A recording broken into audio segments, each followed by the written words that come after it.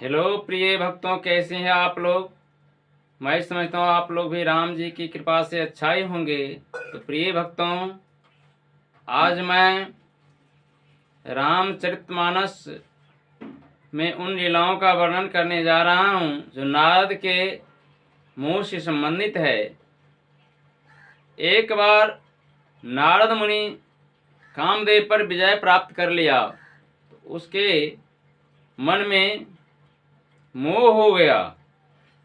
वह मोहवश शिव जी के पास जाते हैं और अपनी सारी प्रशंसा शिव जी से सुनाते हैं। इस पर शिव जी नारद जी से सतर्क करते हैं और कहते हैं, तो आइए पांति के द्वारा श्रवण करते हैं। शंभु दीन उपदेश हित नहीं नारद सुहान, भरद्वाज कौतुक सुनहुँ, हरेक छा बलवान। जब शिव जी से सारे वृतांत उस कामदेव के बारे में नारद मुनि सुनाए, शिव जी उन्हें सतर्क किया कि हे नारद, जो बात मुझसे कहा सो कहा, लेकिन ऐसी बात, ऐसी वचन कभी भी भूलकर श्री हरि से मत कहना। कुछ भी परिस्थिति हो जाए, लेकिन इन बातों को छुपाए रखना। लेकिन नारद को ये बातें स्वंता नहीं धरा। उसने हाथ में वीणा लिए हुए और श्री हरि का गुणगान करते हुए क्षीर सागर में श्री हरि के पास जाते हैं। तो श्री हरि उठ करके नारद जी का मान और सम्मान के साथ अपने आसन पर बैठाते हैं और हाल चाल पूछते हैं कि रूख बदन करी बचन मृदु, बोले से रे भगवान,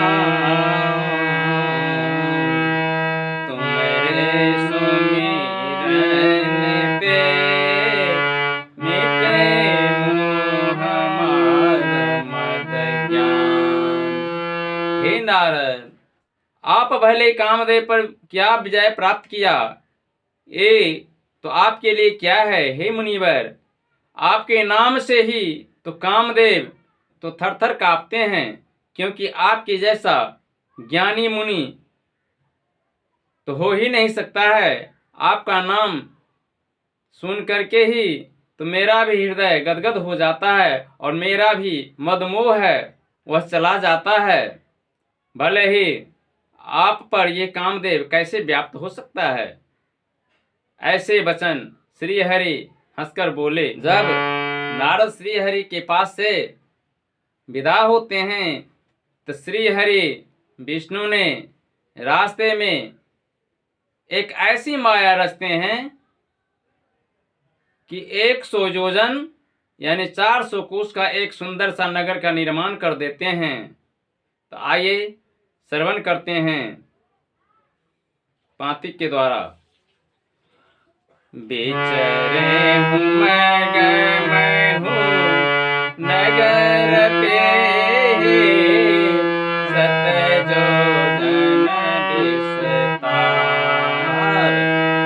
श्री निवास पूरते अधिक, रचना विविध प्रकार।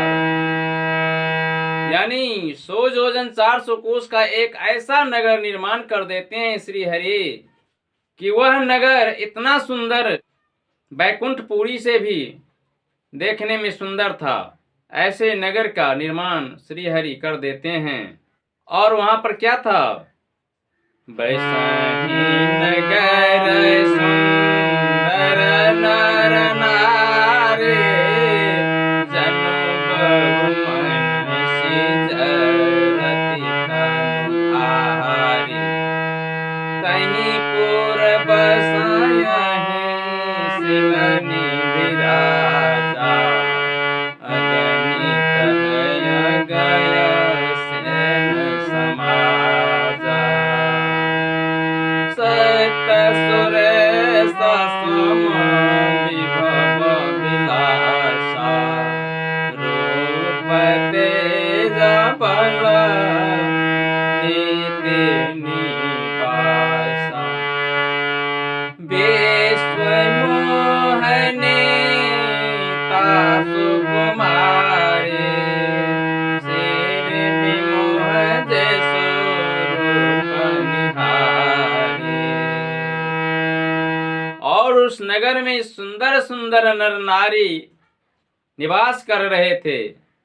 मानो उस नगर में जैसे कामदेव और रति के समान वहाँ के जो स्त्री पुरुष थे ऐसे सुंदर सुंदर थी। वहाँ के नगर के राजा का नाम शीलनिधि था। असंख्य सैनिक और हजारों लाखों घोड़े वे थे। जो नगर था बहुत ही सुंदर और रम्यमय था। और आगे बताते हैं, मुनि कौतुकी नगर ते गयउ पुरवासिन सब पूछत भयउ सुनि सब चरित भूप गिरि आए करि पूजा नृप मुनि बैठाए। यह जब सुंदर चरित्र देखा, सुंदर नगर जब देखा, तो मुनि वहाँ के स्त्री पुरुष से पूछते हुए उस राजा के दरबार में आते हैं। तब राजा शीलनिधि उसको बड़े ही आदर सत्कार के साथ शरण खटिया करके उसको दिव्यासन पर बैठाते हैं और मुनि से कहते हैं कि हे मुनिवर, मेरी कन्या है, उसका भाग भविष्य आप देखिए, गुण दोष कहिए। जब मुनि उस कन्या का भाग देखा, उसके भाग में लिखा था, क्या लिखा था, जो यही बरया अमर सोए समर भूमि पे ही जेतन कोई से वही सकल चराचर ताहे बरया शीलनिधि कन्या जाहि। और इनके भाग में लिखा था, जो इसका वरण करेगा वह अमर हो जाएगा और चर और अचर जीव उनकी सेवा करेगा, उनको तीनों लोक में जीतने वाला कोई भी नहीं होगा। यह जब उनके भाग में देखा तो वह विचलित हो गया। इन बातों को वह अपने मन में रख लिया और कुछ बात बना करके राजा से कह दिया कि यह सुलक्षणा है, इनका स्वयंवर आप अच्छी प्रकार से रचे। और इतना कहने के बाद वह वहाँ से चल दिया और मन में ये सोचने लगा कि किस विधि यह कन्या को मैं पा सकता हूँ, इसका उपाय करना चाहिए। यह कन्या उसी प्रकार पा सकता हूँ जब मेरा सुंदर रूप हो। यह सुंदर रूप तभी हो सकता है जब श्री हरि से रूप मांग करके अपना रूप को सुंदर बना लूँ। ऐसा कह करके उसने सोचा कि इस समय तो जब तप और ध्यान करने से कुछ नहीं होने वाला है, फिर भी अभी श्री हरि के पास जा भी नहीं सकता हूँ। इसलिए ऐसा सोचते हुए वह मन ही मन इतना ध्यान किया, इतना प्रभु पर ध्यान किया कि प्रभु दयालु तुरंत वहीं पर प्रकट हो गया। और मुनि से कहते हैं, हे मुनिवर, किस प्रकार मुझे आवाहन किया, क्या कष्ट हुआ बताइए। इस पर मुनिवर कहते हैं कि हे प्रभु, मैं शीलनिधि के कन्या को पाना चाहता हूँ, इसलिए मुझे अभी सुंदर रूप की जरूरत है, इसलिए आप अपना सुंदर रूप मुझे दीजिए। यही मैं मांगता हूँ आपसे, क्योंकि आप मेरा सबसे प्रिय हैं। श्री हरि ने हंसकर बोले, ठीक है। और नारद श्री हरि से कहा कि प्रभु, आप तो स्वयं अंतर्यामी है, जिस प्रकार मेरा हित हो वही आप कीजिए। प्रभु ने मुनि से कहा कि जिस प्रकार तेरा हित होगा वही मैं करूँगा। कुपथ मांग रुजय व्याकुल रोगे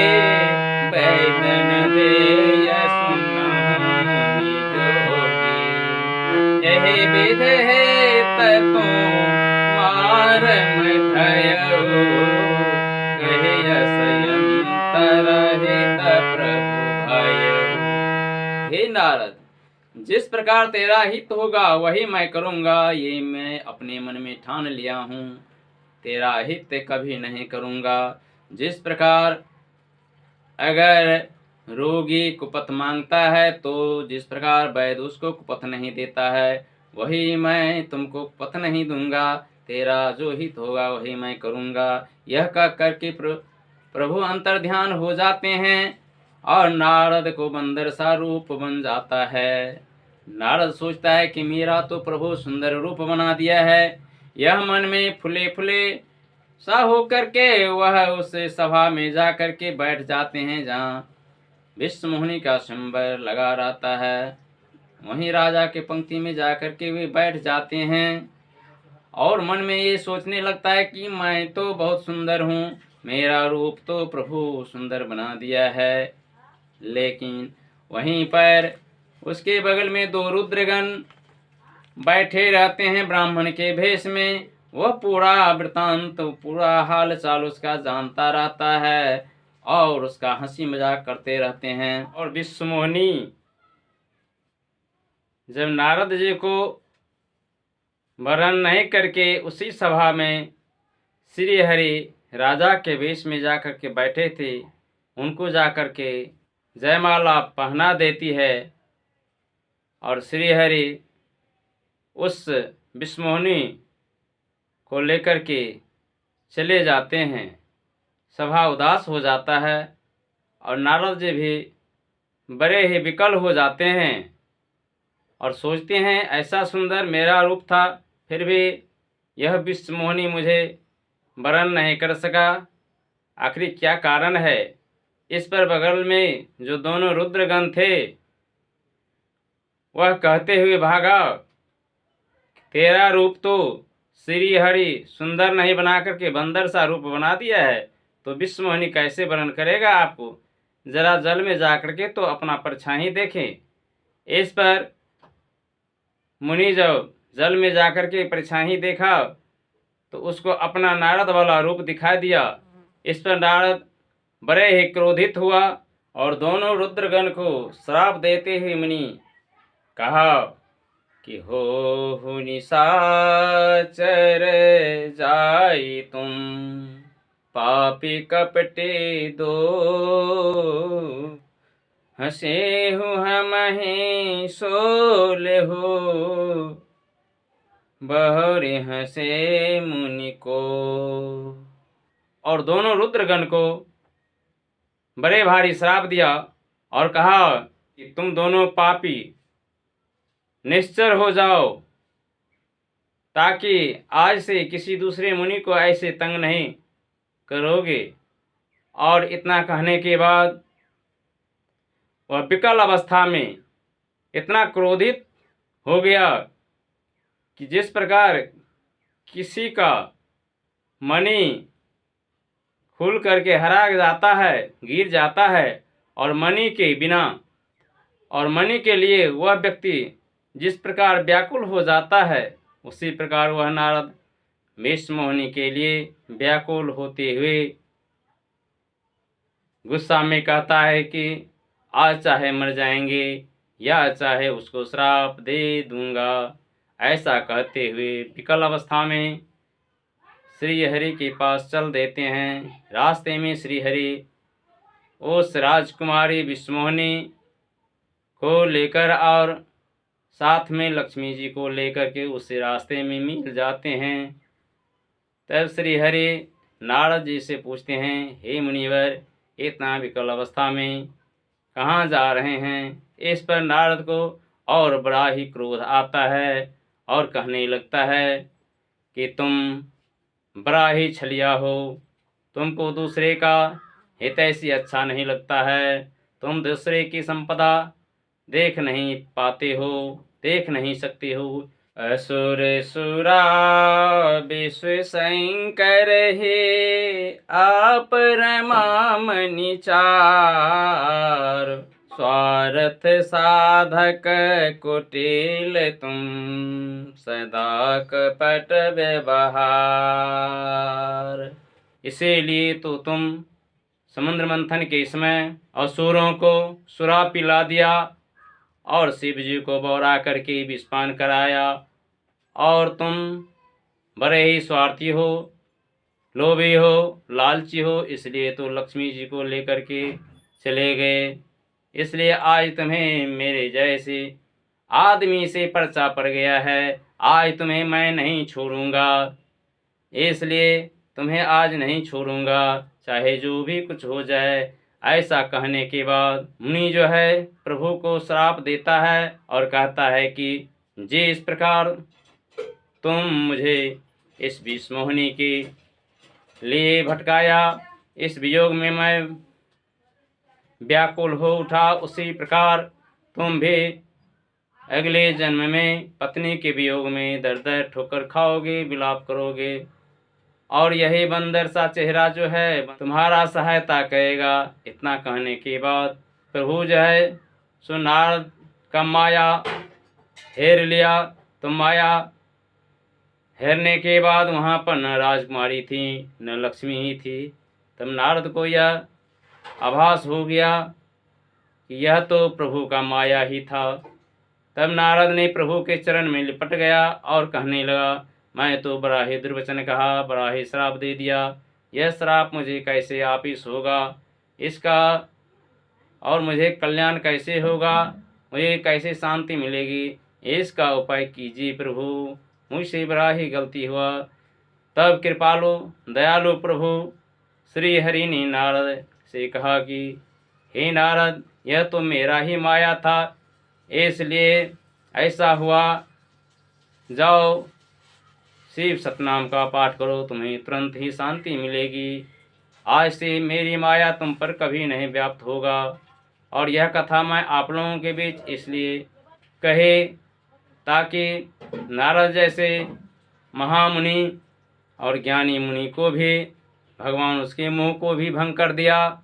इसलिए राम जैसा करते हैं वैसा ही होता है। इसलिए कभी भी अपने मन में मोह को त्याग दे, मोह न करे। जैसे धन का मोह हो, संपत्ति का मोह हो, रुपया पैसा का मोह हो, विद्या और बुद्धि का मोह हो, बल का मोह हो, पुत्र का मोह हो, किसी भी तरह का अपने मन में मोह न करे, तभी इस जीवन में कल्याण है और प्रभु के यहाँ स्थान है। इसलिए प्रिय सज्जनों भक्तों, आप इन कथाओं से अपने जीवन में सीखें और इस कथा के अनुरूप ही अपने मोह को त्याग दें। नारद जैसे ज्ञानी मुनि को भी मोह नहीं रहा तो हम लोग तो साधारण व्यक्ति मानव है, भला कैसे मोह रह सकता है। इसलिए प्रिय भक्तों, मैं समझता हूँ कि आप लोग भी इस कथा से लाभ उठाएंगे। अगर यह कथा अच्छा लगा तो लाइक और सब्सक्राइब ज़रूर कर दीजिएगा, ताकि इस तरह का मार्मिक और धार्मिक वीडियो अपने चैनल पर बराबर डालता हूँ। तब तक के लिए धन्यवाद।